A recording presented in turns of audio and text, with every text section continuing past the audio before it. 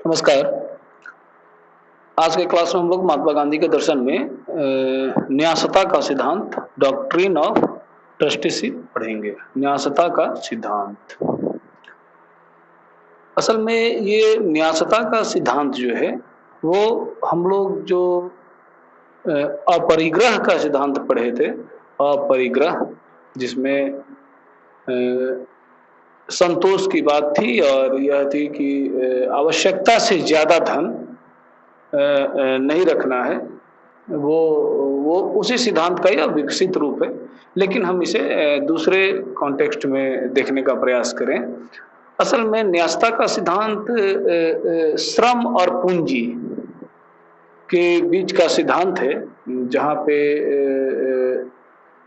हम ऐसा देखते हैं कि पूंजीवाद और समाजवाद की चर्चा पहले भी हुई है। पूंजीवादियों के पास पूंजी अर्थ ज़्यादा पैमाने पर रहता है और उनके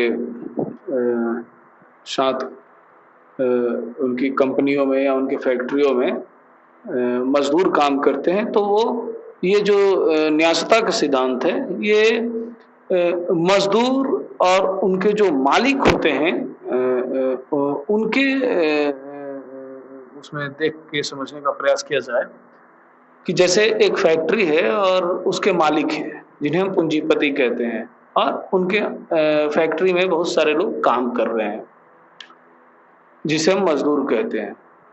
अब देखा यह जाता है कि मजदूर सारा काम कर रहा है, उत्पादन किया, लेकिन जब बात फायदे की आए तो मजदूर को केवल एक तयशुदा मजदूरी देके छोड़ दी जाती है और आप मान के चले कि उस फायदे का बहुत कम हिस्सा जो उत्पादन करता है, असल में जो श्रम करता है उसके कारण वो उत्पादन हो पाता है, लेकिन बहुत कम हिस्सा उस श्रम को जाता है, ज्यादा हिस्सा पूंजीपति को चला जाता है।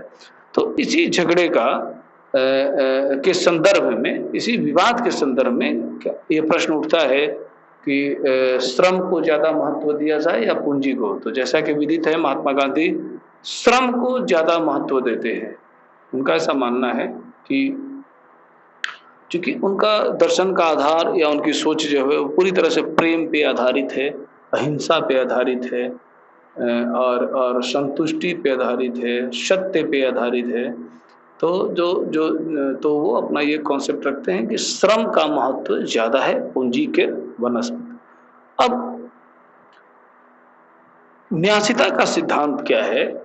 न्यासिता का सिद्धांत यह कहता है कि जिन लोगों ये सिद्धांत अपेक्षा एक है उन पूंजीपतियों से या ऐसे लोगों से जिसके पास अत्यधिक पैसा है, अत्यधिक पूंजी है, और यह कॉन्सेप्ट कहता है कि ऐसा करना चाहिए कि ऐसे लोग जिनके पास बहुत ज्यादा पैसा है वो अपरिग्रह के भाव से, उनके अंदर यह भावना पनपे, और वो एक अतिशेष शब्द का इस्तेमाल है कि अतिशेष जो उनके पास अर्थ है, जो पैसा है, वो यानी कि आवश्यकता से ज्यादा पैसा है तो उसे वो ट्रस्ट के रूप में ट्रस्ट को दे दें और जिससे सामाजिक कार्य हो।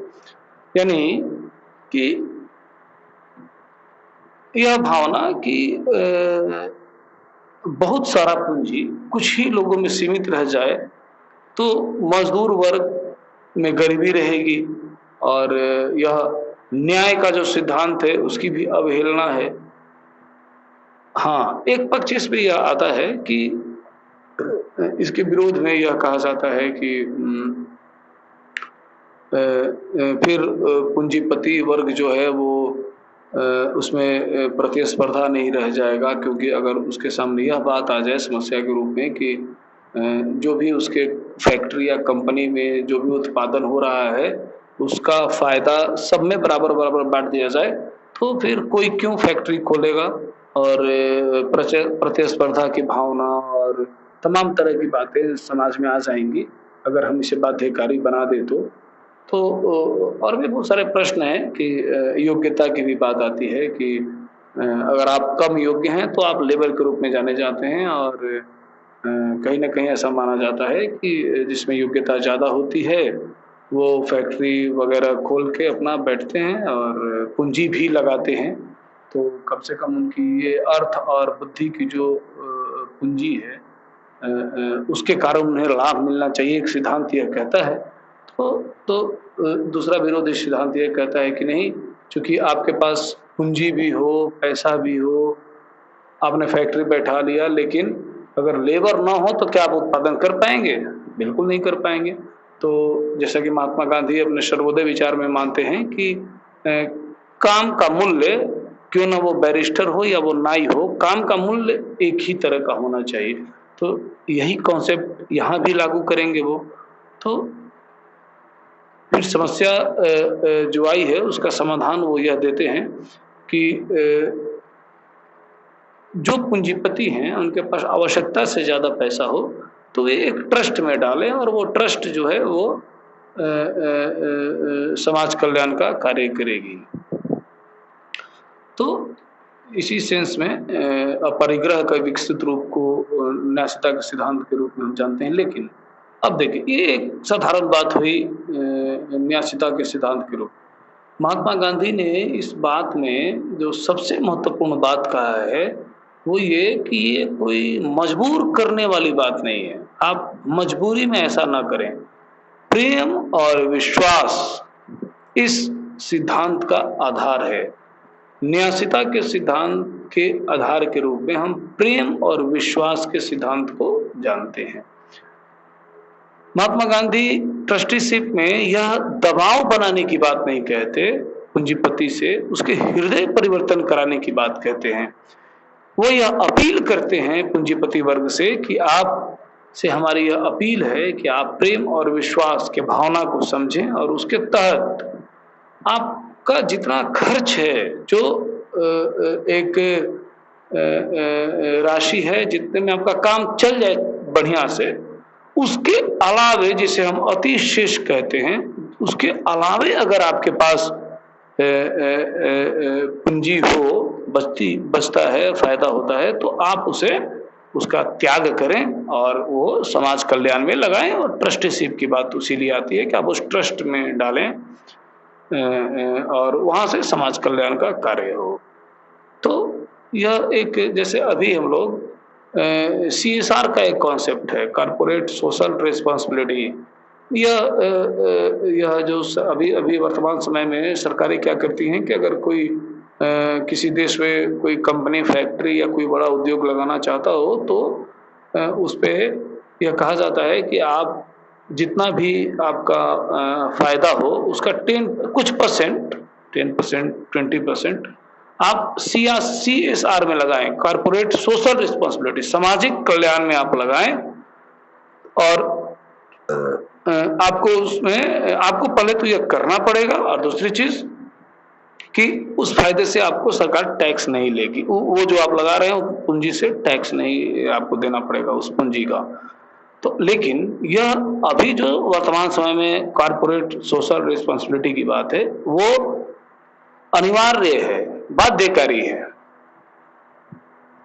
लेकिन महात्मा गांधी ने अपने न्यायिकता सिद्धांत में इस शब्द का प्रयोग और इस सिद्धांत का विरोध किया था। उन्होंने कहा था कि प्रेम और विश्वास के आधार पे आपका हृदय परिवर्तन हो और तब आप करते हो तो वो न्यायिकता का सिद्धांत माना जाएगा।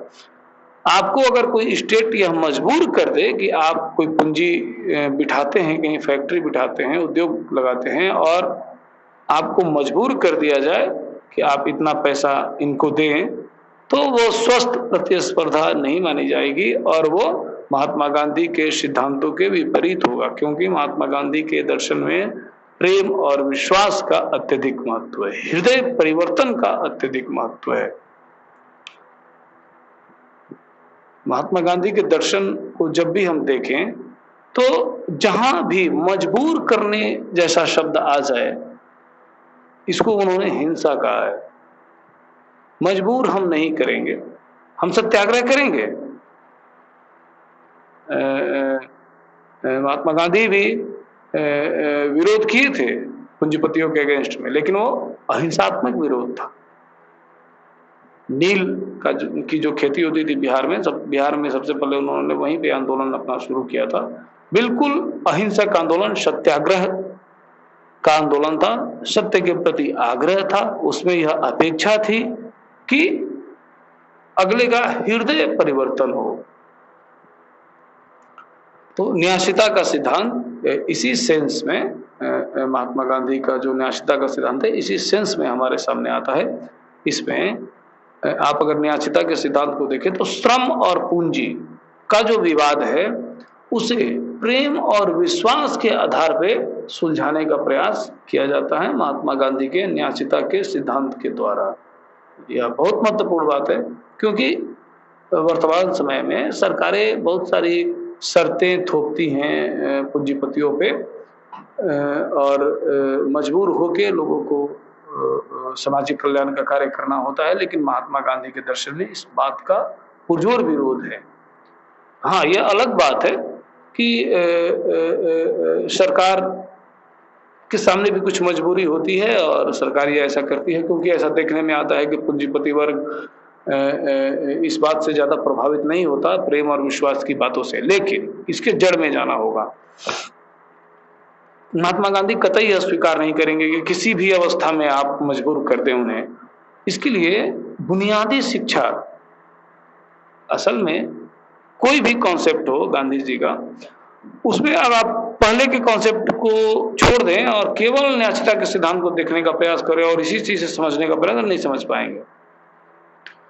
शिक्षा विचार जब वो पढ़ रहे थे तो बुनियादी शिक्षा जिसमें कुछ क्लास तक नैतिकता की शिक्षा देनी अनिवार्य मानी गई थी, यानी कि व्यक्ति को क्यों वो पूंजीपति ही बाद में चल के क्यों न बने, उसके मन में वो इथिक्स की भावना डेवलप कर दी जाए कि ऐसा ना हो कि वो योग्य ना बने और कुछ करे ही नहीं कि नहीं मैं क्यों फैक्ट्री खोलूं, मुझे तो सब दूसरे को पैसा दे देना है। नहीं, परार्थ भाव से आपके अंदर इथिक्स का वो इतना समावेश हो कि आप में परार्थ भाव से कि मुझे समाज का कल्याण करना है, आप फैक्ट्री खोलें, आप उद्योग लगाएं, आप पूंजीपति बने, लेकिन उस पूंजी को, उस फायदे को समाज कल्याण में लगाएं। ये असल में बहुत सारा प्रश्न उठता है। स्टूडेंट पूछते हैं कि सर ऐसा क्या संभव है कि न्यायशीता का सिद्धांत लागू हो पाएगा? ये तो एक केवल किताबी बातें हैं, ऐसा नहीं है। महात्मा गांधी ने हर चीज का उपाय बताया। आप ये कहें कि आप 30 वर्ष के हो गए और आपको यह बात बताई जाए, आप नहीं समझेंगे। लेकिन जब बचपन से ही आपके परिवार से, आपके स्कूल से इथिक्स की बातें बताई जाए, जिसमें यह बताई जाए कि ईश्वर क्या है, सत्य क्या है, प्रेम क्या है, प्रेम का भाव जगाया जाए, और वो मजदूर और मालिक अगर आप बनते हैं तो उस अगला जो मजदूर है उसके प्रति आपके मन में प्रेम का भाव हो, तो ऐसा देखा भी जाता है कि बहुत सारे लोग महात्मा गांधी के जमाने में भी बहुत बड़े बड़े उद्योगपति ये कार्य किया करते थे, ऐसा नहीं है। तो जिनकी शिक्षा दीक्षा बेहतर ढंग से हुई है, बेहतर यानी कि नैतिक शिक्षा हुई है, वो ऐसा करते हुए पाए गए हैं और करते हुए पाए भी जाएंगे। इसलिए न्यायशीता के सिद्धांत को केवल एक पक्षीय मान लेना और यह कह लेना कि पूंजीपति जब प्रौढ़ अवस्था में हो और उनसे आप यह बात कहें कि आप साहब ऐसा करें, तो वो ऐसा नहीं है, वो ऐसा नहीं करेंगे। उनका हृदय परिवर्तन बचपन से आवश्यक है, ये एक मांग है। इसके लिए शिक्षा की बात है, इसके लिए ईश्वर के सिद्धांत को समझने की बात है, इसके लिए सत्य को समझने की आवश्यकता है, अहिंसा को समझने की आवश्यकता है, आत्मबल को समझने की आवश्यकता है, अपरिग्रह के भाव को समझने की आवश्यकता है। यानी कि जो सद्गुण है उन सद्गुणों की अहम भूमिका होती है इन सब चीजों में। अगर स्टेट थोप दे न्यायशीता का सिद्धांत कि नहीं आपको ये करना पड़ेगा, तो ये तो बात ही नहीं है। इनके दर्शन में इस बात का बिल्कुल विरोध है कि नहीं, प्रेम और विश्वास के आधार पे आपका हृदय परिवर्तन हो और आप ऐसा करें, तो वो सही मायने में महात्मा गांधी के दर्शन के अनुसार न्यायशीता यानी डॉक्ट्रिन ऑफ ट्रस्टीशिप का पालन वहां पे हो रहा है। धन्यवाद।